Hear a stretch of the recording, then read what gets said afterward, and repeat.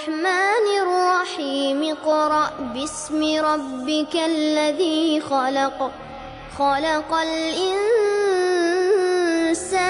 من علق اقرأ وربك الأكرم الذي علم بالقلم علم الإنسان ما لم يعلم.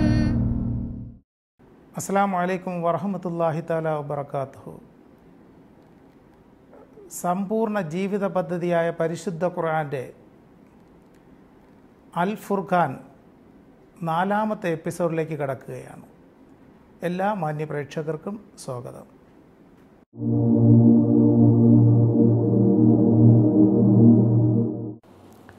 അസ്സലാമു അലൈക്കും വറഹ്മത്തുള്ളാഹി തആല വബറകാതുഹു.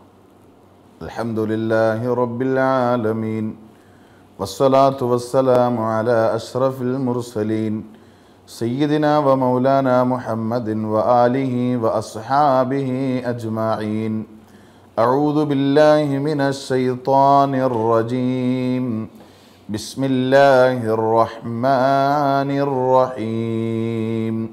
അൽഹംദുലില്ലാഹി റബ്ബിൽ ആലമീൻ അർറഹ്മാനിർ റഹീം മാലികി യൗമിദ്ദീൻ ഇയ്യാക നഅ്ബുദു വ ഇയ്യാക നസ്തഈൻ ഇഹ്ദിനസ് സിറാത്തൽ മുസ്തഖീം സിറാത്തൽ ലദീന അൻഅംത അലൈഹിം ഗൈറിൽ മഗ്ദൂബി അലൈഹിം വലദ്ദാല്ലീൻ.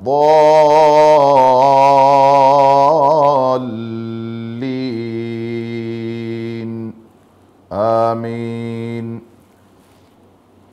പ്രിയപ്പെട്ട പ്രേക്ഷകരെ, സഹോദരങ്ങളെ, അല്ലാഹു ജല്ല സുബ്ഹാനഹു വ തആല നാം പഠിക്കുന്ന വിശുദ്ധ ഖുർആൻ അത് നമ്മുടെ ഹൃദയത്തിൻ്റെയും വീടിൻ്റെയും ഭവനങ്ങളുടെയും നമ്മുടെ നാടിൻ്റെയും നമ്മളുടെ ഏകാന്ത ഭവനമായ മണ്ണറയുടെയും പ്രകാശമാക്കി വെളിച്ചമാക്കി അള്ളാഹു നൽകുമാറാകട്ടെ. ഖുർആനിൽ ആദ്യ അധ്യായമായ സൂറത്തുൽ ഫാത്തിഹയുടെ 3-ാമത്തെ ആയത്താണ് നമുക്കിനി പഠിക്കാനുള്ളത്. ബിസ്മില്ലാഹിർ റഹ്മാനിർ റഹീം അർറഹ്മാനിർ റഹീം മാലികി യൗമിദ്ദീൻ. ഇന്നത്തെ ഈ എപ്പിസോഡിൽ ഈ 2 ആയത്തുകളാണ് നമുക്ക് പഠിക്കാനുള്ളത്. ഒന്ന് അർ-റഹ്മാനിർ റഹീം. നമ്മൾ അറിയണം, ബിസ്മി എന്ന ആദ്യത്തെ ആയത്ത് നമ്മൾ പഠിച്ചപ്പോൾ ബിസ്മില്ല എന്ന വാക്കിന് ശേഷം പറഞ്ഞ 2 വാക്കുകൾ അത് അല്ലാഹു ആവർത്തിച്ചിരിക്കുകയാണ്. ഒരേ അധ്യായത്തിൽ 2 തവണ. അത് വന്നതോ ചില കാര്യങ്ങളുമായി ബന്ധപ്പെടുത്തിയിട്ടാണ് അത് പറഞ്ഞത്. ആദ്യം അല്ലാഹു പറഞ്ഞു, അള്ളാഹുവിൻ്റെ നാമത്തിൽ നീ വായിക്ക്. ബിസ്മില്ലാഹി, അള്ളാഹുവിൻ്റെ നാമത്തിൽ നീ വായിക്കണം. അർ-റഹ്മാനിർ റഹീം, കാരുണ്യവാനായ കരുണാമയനായ അള്ളാഹുവിൻ്റെ നാമത്തിൽ ഞാൻ തുടങ്ങുന്നു എന്നർത്ഥം. ഇവിടെ അതിനുശേഷം അള്ളാഹു പറഞ്ഞ എന്താണ്? സർവ്വലോകങ്ങളെയും സൃഷ്ടിച്ച് സംരക്ഷിച്ച് സംഹരിച്ചു കൊണ്ടുപോകുന്ന പരിപാലകനായ അള്ളാഹു ജല്ല സുബ്ഹാനഹു വ തആല. പരിപാലകനാണ് അള്ളാഹു, സംരക്ഷകനാണ് അള്ളാഹു, സർവ്വതിൻ്റെയും ഉടമസ്ഥനാണ് അള്ളാഹു, സർവ്വതിനെയും നിയന്ത്രിച്ചു കൊണ്ടുപോകുന്നവനാണ് അള്ളാഹു. എന്നിട്ട് അള്ളാഹു പറയാണ് അർ-റഹ്മാനിർ റഹീം. അർ-റഹ്മാനിർ റഹീം എന്ന വാക്ക് 2ാമതും അള്ളാഹു ആവർത്തിച്ചു. എന്ന് പറഞ്ഞാൽ സർവ്വകാരുണ്യത്തിൻ്റെ, കരുണയ്ക്ക് എന്തൊക്കെ ഘടകങ്ങളുണ്ടോ, കരുണ എന്ന മഹത്തരമായ സ്വഭാവത്തിന് എന്തൊക്കെ നിർവചനങ്ങളുണ്ടോ, എന്തൊക്കെ സ്വഭാവ ഗുണങ്ങളുണ്ടോ, അതിൻ്റെ എല്ലാ സത്തകളും ഉൾപ്പെട്ടവനാണ്, എല്ലാ ഘടകങ്ങളും ഉൾക്കൊണ്ടവനാണ് അള്ളാഹു എന്ന അജയ്യനായ ഏറ്റവും ഉന്നതനും മഹാനുമായ അള്ളാഹു. ആ എന്തൊക്കെ ഗുണങ്ങളടങ്ങിയ കാരുണ്യം തൻ്റെ സൃഷ്ടികളിലേക്ക് അനുസ്യൂതമായി ഇടതടവുകളില്ലാതെ ആവശ്യാനുസരണം എത്തിച്ചു കൊടുക്കുന്നവൻ. അൽ മൂസിലിർ റഹ്മ എന്നാണ് അർ-റഹീം എന്ന പദത്തിന് തഫ്സീറിൽ കാണുന്ന വിശദീകരണം. മൂസിലിർ റഹ്മ എന്ന് പറഞ്ഞാൽ കാരുണ്യം എത്തിക്കുന്നവനും അല്ലാഹുവാൻ, കരുണ എത്തിച്ചു കൊടുക്കുന്നവനും അല്ലാഹുവാൻ. ആ കാരുണ്യവാനായ അല്ലാഹു ജല്ല സുബ്ഹാനഹു വ തആല 2ാമതും അവൻ്റെ കാരുണ്യത്തിൻ്റെ വിശാലത പറയുമ്പോൾ കരുണ മനുഷ്യൻ ആഗ്രഹിക്കുന്ന ഒന്നാണ്. ചിലപ്പോൾ നമ്മളൊക്കെ പറയാറുണ്ട്, നിനക്കൊരു കരുണയില്ലല്ലോ, അവനൊരു കരുണയില്ലാത്തവനാണ്, അവളൊരു കരുണയില്ലാത്തവളാണ്. അപ്പം കരുണ എല്ലാവരും ആഗ്രഹിക്കുന്ന ഒന്നാണ്. മക്കൾ ആഗ്രഹിക്കുന്നത് മാതാപിതാക്കളുടെ കാരുണ്യമാണ്. മാതാപിതാക്കൾ വാർദ്ധക്യ സഹജമായ ബുദ്ധിമുട്ട് അനുഭവിക്കുമ്പോൾ അവരാഗ്രഹിക്കുന്നതും മക്കളുടെ കരുണയാണ്. കരുണയാണ് കരണീയമെന്ന് ലോകത്തെ പഠിപ്പിക്കാൻ അള്ളാഹു അവതരിപ്പിച്ച ഈ വിശുദ്ധ ഗ്രന്ഥം അത് തുടങ്ങുന്നതും കാരുണ്യമാണ്. മാത്രമല്ല, ആ ഖുർആൻ ലോകത്തിന് പരിചയപ്പെടുത്തി കൊടുക്കാൻ മനുഷ്യരിൽ നിന്ന് ഒരു വ്യക്തിത്വത്തെ അള്ളാഹു തിരഞ്ഞെടുത്തയക്കുന്നു. ആ വ്യക്തിത്വമാണ് മുഹമ്മദ് മുസ്തഫ സല്ലല്ലാഹു അലൈഹി വസല്ലം. മക്കയിൽ ആമിനയുടെയും അബ്ദുള്ളയുടെയും മകനായി ജനിച്ചു വീണ മുഹമ്മദ് എന്ന ഒരു മനുഷ്യനാണ് പിന്നീട് 40 വയസ്സും വരെയും സാധാരണ മനുഷ്യനായി ജീവിച്ച. ഒരുപാട് പ്രത്യേകതകൾ ജീവിതത്തിൽ കാണിച്ചു എങ്കിൽ പോലും വ്യക്തിപരമായി ഒരുപാട് സ്വഭാവ ഗുണങ്ങളുണ്ടായിരുന്നു. എന്നിരുന്നാലും ഒരു നുബുവത്ത് കിട്ടിയിരുന്നില്ല. ഒരു സാധാരണ മനുഷ്യനായി ജീവിച്ച 40 വയസ്സും 6 മാസവും 16 ദിവസവും എത്തിയപ്പോൾ ചാന്ദ്രിക വർഷ കണക്കനുസരിച്ച് 39 വയസ്സും 6 മാസവും 16 ദിവസവും എത്തിയപ്പോഴാണ് പ്രവാചകൻ നബിയാകുന്നത്. അല്ലാഹു തആല പറയാണ്, വമാ അർസൽനാക ഇല്ലാ റഹ്മതൻ ലിൽ ആലമീൻ.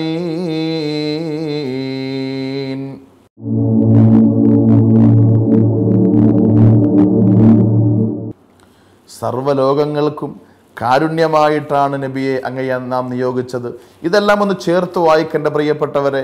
അള്ളാഹു പറയുന്നു, സർവ്വലോകങ്ങളെയും സംരക്ഷിക്കുന്ന കാരുണ്യവാനായ അള്ളാഹുവിനെ നീ സ്തുതികീർത്തനങ്ങൾ അർപ്പിക്ക്. പിന്നെ പറയുന്നു, ആ പടച്ചതമ്പുരാൻ കരുണയാണ്, കാരുണ്യവാനാണ്, കരുണാമയനാണ്. എന്താണ് ആ കരുണയുടെ അർത്ഥം? അള്ളാഹുവിൻ്റെ കരുണയുടെ ഭാഗമാണ് ഒരു കാരുണ്യനിധിയായ കരുണാവാരിധിയായ പ്രവാചകനെ നമ്മളിലേക്ക് അയച്ചത്. മക്കളോട് കരുണ കാണിക്കാൻ പഠിപ്പിച്ചു, മാതാപിതാക്കളോട് കരുണ കാണിക്കാൻ പഠിപ്പിച്ചു, ഇഴജന്തുക്കളോട് പോലും കരുണ കാണിക്കാൻ പഠിപ്പിച്ച കാരുണ്യവാനായ പ്രവാചകൻ മുഹമ്മദ് മുസ്തഫ സല്ലല്ലാഹു അലൈഹി വസല്ലം. വീടിൻ്റെ ഭാഗത്തുകൂടി പതുക്കെ നടന്നു നീങ്ങുന്ന ഉറുമ്പിൻ കൂട്ടങ്ങളെ, ഉപദ്രവകാരിയായ ഉറുമ്പിൻ കൂട്ടങ്ങളെ, തീ കൊണ്ട് കരിച്ചു കളയാൻ പോകുന്ന അറബിയുടെ കൈപിടിച്ചിട്ട് അരുത്, അതിനോട് കരുണ കാണിക്കണമെന്ന് പഠിപ്പിച്ച അല്ലാഹു ജല്ല സുബ്ഹാനഹു വ തആലയുടെ പ്രിയപ്പെട്ട ദൂതനായ മുഹമ്മദ് മുസ്തഫ സല്ലല്ലാഹു അലൈഹി വസല്ലം തീർത്തും കാരുണ്യമായിരുന്നു. യുദ്ധവേളയിൽ പോലും യുദ്ധം നടക്കേണ്ട സാഹചര്യം വന്നപ്പോൾ എന്ന് പറഞ്ഞാൽ പ്രവാചകൻ യുദ്ധം പഠിപ്പിച്ചിട്ടില്ല, യുദ്ധം ചെയ്യാൻ ആഹ്വാനം ചെയ്തിട്ടില്ല. പ്രവാചകൻ ഇസ്ലാമിക ചരിത്രത്തിൽ യുദ്ധം എന്ന് പറയുന്നത് പ്രതിരോധമാണ്, അല്ലാതെ ഇസ്ലാം യുദ്ധം ചെയ്തിട്ടില്ല. ഒരാളുടെയും സ്വഭാവത്തിനോ ജീവിതത്തിനോ ക്ഷതമേൽപ്പിക്കാൻ ഇസ്ലാം പഠിപ്പിച്ചിട്ടില്ല, അനുവാദവും നൽകുന്നില്ല. ആ പരിശുദ്ധ പ്രവാചകൻ പ്രതിരോധത്തിൻ്റെ പാതയിൽ നീങ്ങേണ്ടി വന്ന സാഹചര്യങ്ങളുണ്ടായി. മക്കയിൽ ഈ ഖുർആൻ അത് പഠിപ്പിക്കാൻ തുടങ്ങിയപ്പോൾ, അത് ആളുകളിലേക്ക് എത്തിക്കാൻ തുടങ്ങിയപ്പോൾ ഭ്രാന്തനെന്ന് മുദ്രകുത്തി, പട്ടിണിക്കിട്ടു, നാട്ടിൽ നിന്ന് പുറത്താക്കി. അവസാനം മദീനയിലെത്തി. മക്കയിൽ നിന്ന് ഏതാണ്ട് 450ഓളം കിലോമീറ്റർ അകലെയുള്ള മദീനയിലെത്തി. അവിടെയും തൻ്റെ വിശ്വാസമനുസരിച്ച് ജീവിക്കാൻ അനുവദിക്കാതെ വന്നപ്പോൾ ആ പ്രവാചകനെയും അനുയായികളെയും വീണ്ടും ഉപദ്രവിക്കുകയായിരുന്നു ചെയ്തത്. ആ ഉപദ്രവങ്ങളെ തടയാനുള്ള പ്രതിരോധമായിരുന്നു ബദർ, പ്രതിരോധമായിരുന്നു ഉഹദ്, പ്രതിരോധമായിരുന്നു ഖന്തഖ്, പ്രതിരോധമായിരുന്നു ഖൈബർ. ഇസ്ലാമിക ചരിത്രത്തിലെ യുദ്ധങ്ങളെല്ലാം പ്രതിരോധമാണ്, യുദ്ധമായിരുന്നില്ല. അതുകൊണ്ട് തന്നെ പ്രവാചകൻ ഇങ്ങനെ പ്രതിരോധത്തിൻ്റെ പാതയിലേക്ക് തൻ്റെ അനുയായികളുടെ കൈപിടിച്ചിട്ട് പ്രവാചകൻ നടന്നു പോകുമ്പോൾ അവരോട് പറഞ്ഞിരുന്നു, ഒരിക്കലും നിങ്ങൾ കുഞ്ഞുങ്ങളോട് ഉപദ്രവം കാണിക്കരുത്, സ്ത്രീകളെ കഷ്ടപ്പെടുത്തരുത്, വൃദ്ധന്മാരെയും വൃദ്ധകളെയും നിങ്ങൾ ഉപദ്രവിക്കരുത്. പിന്നെന്ത് യുദ്ധമാണ് സഹോദരങ്ങളെ? നാം അറിയണം, ഈ രൂപത്തിൽ കാരുണ്യം, കരുണയുടെ കടാക്ഷവുമായി ലോകത്തിൻ്റെ മുമ്പിൽ അവതരിപ്പിക്കപ്പെട്ട ഒരു പ്രവാചകൻ, ഒരു മനുഷ്യനെ തന്നെ സമൂഹത്തിന് നന്മ പഠിപ്പിക്കാൻ, ദ മുഅല്ലിമു സഖാഫ, സംസ്കാരത്തിൻ്റെ സംസ്ഥാപകൻ എന്നാണ് പ്രവാചകൻ ലോകം വാഴ്ത്തിയത്. എന്ന് പറഞ്ഞാൽ ദ ടീച്ചർ ഓഫ് കൾച്ചർ, സംസ്കാരത്തിൻ്റെ അധ്യാപകൻ. അതായിരുന്നു പ്രവാചകന് ലോകം നൽകിയ ഏറ്റവും വലിയ സമ്മാനം. ഈ കരുണക്കടലായ പ്രവാചകൻ മുഹമ്മദ് മുസ്തഫ സല്ലല്ലാഹു അലൈഹി വസല്ലം, നമ്മളറിയുമല്ലോ, കേരളത്തിൻ്റെ ഇട്ടാവട്ടത്തു മാത്രം ഒതുങ്ങിയ, കേരളത്തിൻ്റെ അതിർവരമ്പുകൾക്കപ്പുറത്തേക്ക് എത്തിക്കാൻ കഴിയാത്ത, കേരളത്തിന് മാത്രം ഒരു സാംസ്കാരിക സമ്മാനം നൽകിയ, കേരളം കണ്ട ഏറ്റവും വലിയ ഏറ്റവും നല്ല ആത്മീയ ആചാര്യനായിരുന്നു ശ്രീനാരായണ ഗുരുദേവൻ. അദ്ദേഹം പോലും പ്രവാചകനെ കുറിച്ച് പഠിച്ചിട്ടോ പറഞ്ഞ വാക്കുകൾ എന്താണ്? പുരുഷാകൃതി പൂണ്ട ദൈവമോ, പരമേശ്വര പവിത്രപുത്രനോ, കരുണാവാൻ നബി മുത്തുരത്നമോ, നരദിവ്യാകൃതി പൂണ്ട ധർമ്മമോ. ഇതാരാണിത് പറഞ്ഞത്? ശ്രീനാരായണ ഗുരു പ്രവാചകനെ കണ്ടിട്ടില്ല. പ്രവാചകൻ്റെ ജന്മനാടായ മക്കയിൽ ജീവിതത്തിൽ ഒരിക്കൽ പോലും കാലുകുത്തിയിട്ടില്ല. അനന്തപുരിയുടെ പെരുമാറിൽ നിന്ന് ഏതാണ്ട് 10-35 കിലോമീറ്റർ അകലെ മാറി ശിവഗിരി എന്ന തീർത്ഥാടന കേന്ദ്രത്തിൽ സമാധിയിരുത്തപ്പെട്ട ആത്മീയ ആചാര്യനായ, മതമേതായാലും മനുഷ്യൻ്റെ മനസ്സൊന്നാകണമെന്ന് ലോകത്തെ പഠിപ്പിച്ച് അതിനുവേണ്ടി ഓരോ ചുവടും ശ്വാസവും നടന്നു നീങ്ങിയ ആ മഹാമനുഷ്യൻ്റെ സമാധിയിരുത്തപ്പെട്ട സ്ഥലത്തിൻ്റെ ആ ഭിത്തിയിൽ പോലും ഈ ഈരടികൾ എഴുതി വച്ചിട്ടുണ്ട്. എന്താ അദ്ദേഹം പറഞ്ഞത്? പുരുഷാകൃതി പൂണ്ട ദൈവമോ, പുരുഷൻ്റെ ആകൃതി പൂണ്ട് ഭൂമിയിൽ അവതരിച്ചൊരു ദൈവമാണോ മുഹമ്മദ്? അതല്ല, പരമേശ്വര പവിത്ര പുത്രനോ, പരമേശ്വരനായ ദൈവത്തിൻ്റെ പുത്രനാണോ മുഹമ്മദ്? അതുമല്ലെങ്കിൽ കരുണാവാൻ നബി മുത്തുരത്നമോ? ശ്രീനാരായണ ഗുരു തൻ്റെ നാവിലൂടെ പറഞ്ഞ വാക്കാൻ പ്രവാചകനെക്കുറിച്ച്. കരുണാവാൻ നബി മുത്തുരത്നമോ. ഒരു മനുഷ്യനെക്കുറിച്ച് നമ്മൾ മുത്ത് എന്ന് വിശേഷിപ്പിക്കണമെങ്കിൽ മുത്ത് എന്ന് പറയുന്ന വസ്തു ന്യൂനതകളില്ലാത്തതാണ്, കാണാൻ ഭംഗിയുള്ളതാണ്, ഏവരും എടുത്ത് ഒന്നും മുത്തം കൊടുക്കാൻ ആഗ്രഹിക്കുന്നതാണ്. ആ മുത്ത് എന്നൊരു മനുഷ്യനെക്കുറിച്ച് പരാമർശിക്കണമെങ്കിൽ ആ മനുഷ്യൻ 100% ന്യൂനതകളിൽ നിന്ന് മുക്തമായിരിക്കണം. ഇത് ലോകത്തിൻ്റെ തന്നെ ലോകം മുന്നോട്ട് വച്ചിട്ടുള്ള പ്രധാനപ്പെട്ട ഒരു ഘടകമാണ്. അത് സാഹിത്യത്തിൻ്റെ ഏറ്റവും വലിയ ഉയർന്ന വാക്കാണ് മുത്ത് എന്ന പ്രയോഗം. പ്രവാചകനെക്കുറിച്ച് ശ്രീനാരായണ ഗുരു പറഞ്ഞ വാക്കും അത് തന്നെയാണ്. കരുണാവാൻ നബി മുത്തുരത്നമോ. അവസാനം അദ്ദേഹം പറഞ്ഞ വാക്ക് നരദിവ്യാകൃതി പൂണ്ട ധർമ്മമോ. നരൻ എന്ന് പറഞ്ഞാൽ മനുഷ്യൻ എന്നർത്ഥം. ദിവ്യാകൃതി പൂണ്ട ധർമ്മമോ, ദൈവത്തിൻ്റെ ആകൃതി പൂണ്ട്, മനുഷ്യൻ്റെ ആകൃതി പൂണ്ട് ഭൂമിയിലേക്ക് പിറവിയെടുത്ത, അവതാരമെടുത്ത ഒരു ധർമ്മമാണോ, സാക്ഷാൽ ധർമ്മമാണോ മുഹമ്മദ് സല്ലല്ലാഹു അലൈഹി വസല്ലം? പ്രബോധനത്തിൻ്റെ പ്രഥമ പടിയിലേക്ക് ഇറങ്ങിത്തിരിച്ചു. മക്കയുടെ മണ്ണിലൂടെ നടന്നു പോകുമ്പോൾ ഒരു പാവം പ്രായമുള്ള ഒരു ഉമ്മ, ഒരു അമ്മ തൻ്റെ തലയിൽ ഒരു ചുമടുമായി നടന്നു പോവുകയാണ്. പ്രവാചകൻ സല്ലല്ലാഹു അലൈഹി വസല്ലം അവരുടെ ആ ചിത്രം കണ്ട് ദയനീയത തോന്നിയിട്ട് അവരോട് പറഞ്ഞു, ഉമ്മ നിങ്ങൾ എൻ്റെ തലയിൽ വെച്ച് തരും, ഞാൻ എടുത്തുകൊള്ളാം. ആ കെട്ട് തലയിലേന്തി അവരുടെ വീട്ടിലെത്തിച്ചു കൊടുത്തു. തൻ്റെ മടിക്കുത്തഴിച്ചിട്ട് തുച്ഛമായ നാണയത്തൊട്ടുകളെടുത്ത് ഈ കൂലിക്കാരനാണെന്ന് ധരിച്ച ഈ ചെറുപ്പക്കാരൻ്റെ കയ്യിലേക്ക് വെച്ചു കൊടുത്തപ്പോൾ പ്രവാചകൻ പറഞ്ഞു, ഇല്ല ഉമ്മ, ഞാൻ ഇതിനു വേണ്ടിയല്ല ചെയ്തത്. നിങ്ങളുടെ ദയനീയമായ അവസ്ഥ കണ്ടിട്ട് എൻ്റെ മനസ്സൊലിഞ്ഞു, എനിക്ക് സഹിക്കാൻ കഴിഞ്ഞില്ല, അതുകൊണ്ടാണ് ഞാൻ ചെയ്തത്.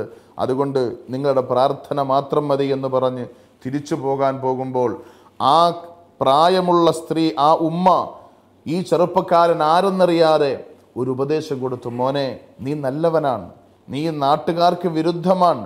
ഇങ്ങനെയുള്ള സ്വഭാവമുള്ള ഒരു ചെറുപ്പക്കാരനെ ഈ നാട്ടിൽ കണ്ടെടുക്കാൻ പറ്റില്ല. അതുകൊണ്ട് പൊന്നു മോനെ, എനിക്ക് നിന്നോട് ഒരുപാട് സ്നേഹമുണ്ട്. എനിക്ക് നിനക്ക് നൽകാനുള്ള ഒരു ഉപദേശം എന്നത് പുതിയ ഒരു സംസ്കാരവുമായി മുഹമ്മദ് എന്ന പേരുള്ള ഒരു ചെറുപ്പക്കാരൻ നമ്മുടെ നാട്ടിൽ അവതരിച്ചിട്ടുണ്ട് എന്നറിയാൻ കഴിയുന്നു.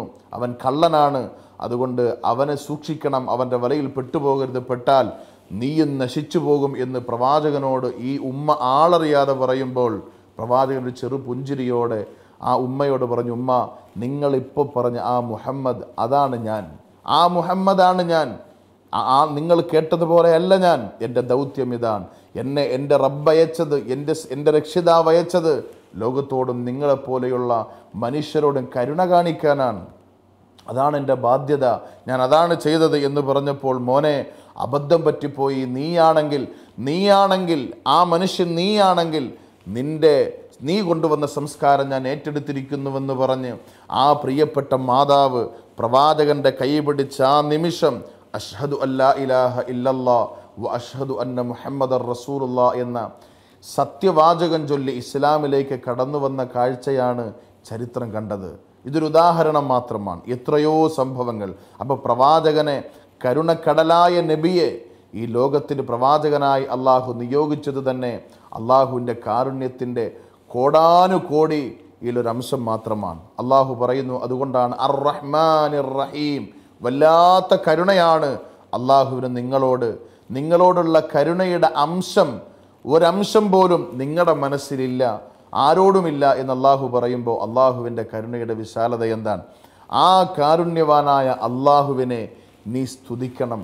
ആ സ്തുതിയാണ് നമസ്കാരത്തിൻ്റെ രൂപത്തിൽ, നോമ്പിൻ്റെ രൂപത്തിൽ, ഹജ്ജിൻ്റെ രൂപത്തിൽ, ആരാധനകളുടെ രൂപത്തിൽ, സൽസ്വഭാവത്തിൻ്റെ രൂപത്തിൽ, മനുഷ്യരോട് സ്നേഹത്തോടെ ഇടപെടുന്ന രൂപത്തിൽ, മക്കളോട് മല്ലം യർഹം സഗീറന വലം യുഅഖിർ കബീറന ഫലൈസ മിന്ന, കുട്ടികളോട് കരുണ കാണിക്കാത്തവരും മുതിർന്നവരെ ബഹുമാനിക്കാത്തവരും മുസ്ലിമല്ല എന്ന് പറയുന്ന പ്രവാചകൻ കുഞ്ഞുങ്ങളോട് കരുണ കാണിക്കാൻ പഠിപ്പിച്ചു, മുതിർന്നവരോട് കരുണ കാണിക്കാൻ പഠിപ്പിച്ചു.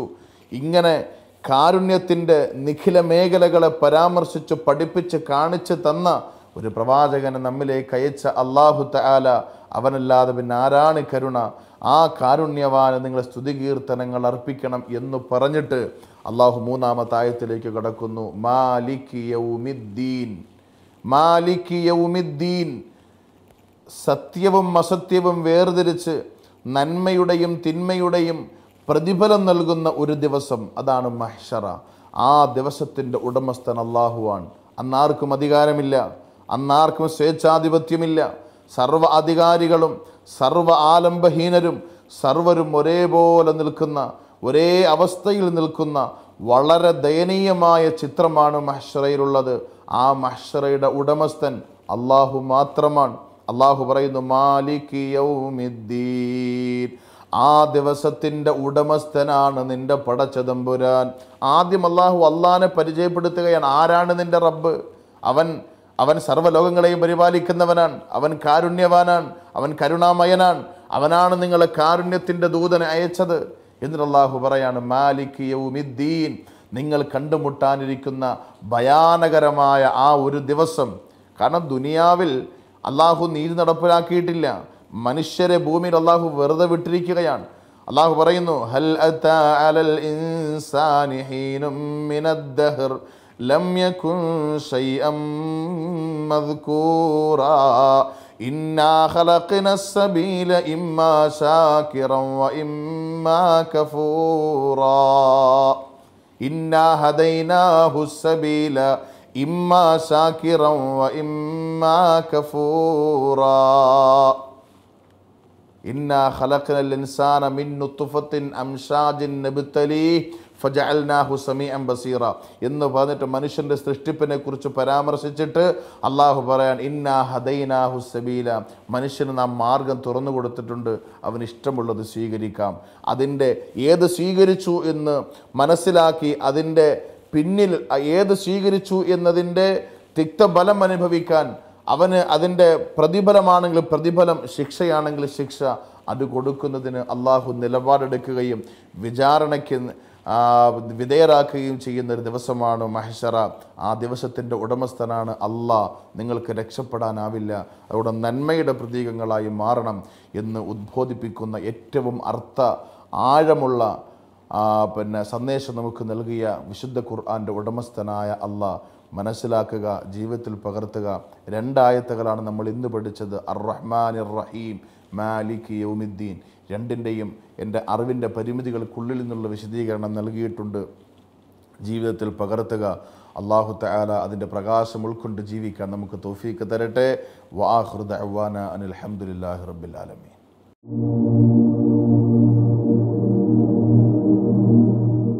ഇന്നത്തെ നമ്മുടെ എപ്പിസോഡിൽ പ്രാർത്ഥിക്കാൻ വേണ്ടി, ദുആ ചെയ്യാൻ വേണ്ടി ധാരാളം ആളുകൾ മെസ്സേജുകൾ അയച്ചിട്ടുണ്ട്, അതുപോലെ കത്തയച്ചിട്ടുണ്ട്. എല്ലാവരുടെയും കാര്യങ്ങൾ, ഓരോരുത്തരുടെയും പേരും മറ്റും എടുത്തു പറഞ്ഞ് ദുആ ചെയ്യൽ ബുദ്ധിമുട്ടാണ്, നിങ്ങൾക്കൊക്കെ അറിയാം. അതിൽപ്പെട്ട വളരെ പ്രധാനപ്പെട്ട ചിലതും മാത്രം എടുത്തു പറഞ്ഞ് ബാക്കി എല്ലാവരെയും ഉൾപ്പെടുത്തിക്കൊണ്ട് ഇൻഷാ അല്ലാഹ് നമുക്ക് ദുആ ചെയ്ത് പിരിയാം. അല്ലാഹു സ്വീകരിക്കുമാറാകട്ടെ. ആദ്യമായി തൃശ്ശൂരിൽ നിന്നും ക്യാൻസർ രോഗിയായ മകളുടെ പരിപൂർണ സുഖത്തിനു വേണ്ടി ദുആ ചെയ്യാൻ ഒരു സഹോദരൻ ഏൽപ്പിച്ചിട്ടുണ്ട്.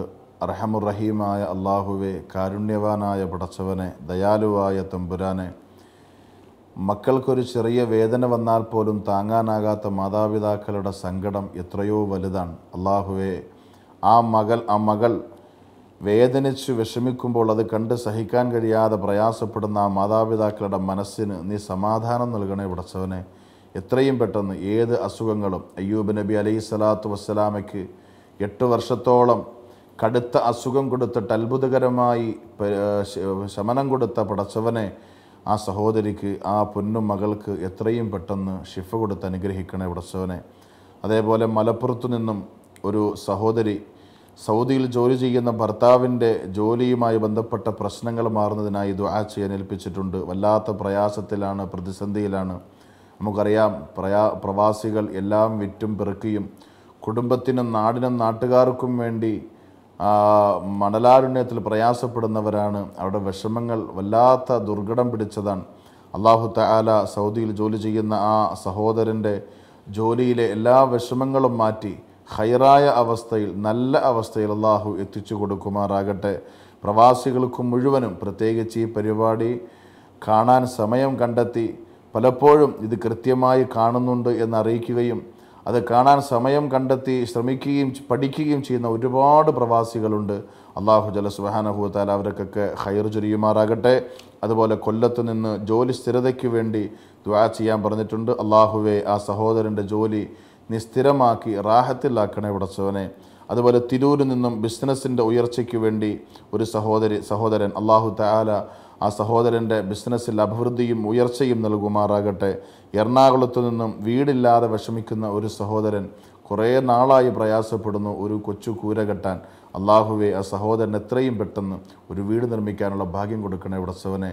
ഒരുപാട് സഹോദരങ്ങൾ അവർ എഴുതിയതും അവരയച്ചതും അവരുടെ മനസ്സറിയുന്ന അല്ലാഹുവേ നിനക്കറിയാം. അവരുടെ എല്ലാവരുടെയും പ്രയാസങ്ങളും വിഷമങ്ങളും മാറ്റി സന്തോഷകരമായ നല്ല ജീവിതം അവർക്ക് നൽകണമേ പടച്ചവനെ എന്ന് ആത്മാർത്ഥമായി ദുആ ചെയ്യുന്നു. എല്ലാ പ്രേക്ഷകരും ദുആ ചെയ്യണം. എല്ലാവരുടെയും പ്രവർത്തനങ്ങളും ഇതിനു വേണ്ടിയുള്ള ശ്രമവും ഇത് പഠിക്കാനും കേൾക്കാനും ആഗ്രഹത്തോടെ ഇവിടെ ഇരുന്നതും കാരണമായി ഇത് നമ്മുടെ നാളെ നന്മയുടെ കിതാബിൻ്റെ ഒരു പൊൻതൂവലാക്കി അള്ളാഹു രേഖപ്പെടുത്തി കൂട്ടിച്ചേർക്കുമാറാകട്ടെ. എല്ലാവർക്കും അള്ളാഹു നന്മ വരുത്തട്ടെ എന്ന് ആത്മാർത്ഥമായി ദുആ ചെയ്തുകൊണ്ട് ഇന്നത്തെ എപ്പിസോഡ് ഞാൻ അവസാനിപ്പിക്കുന്നു. വസ്സലാമു അലൈക്കും വറഹ്മത്തുള്ളാഹി തആല വബറകാതുഹു.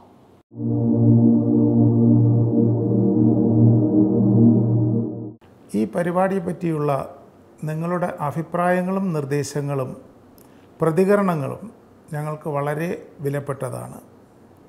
ദയവായി ഞങ്ങൾക്ക് എഴുതുക. ഞങ്ങളുടെ മേൽവിലാസം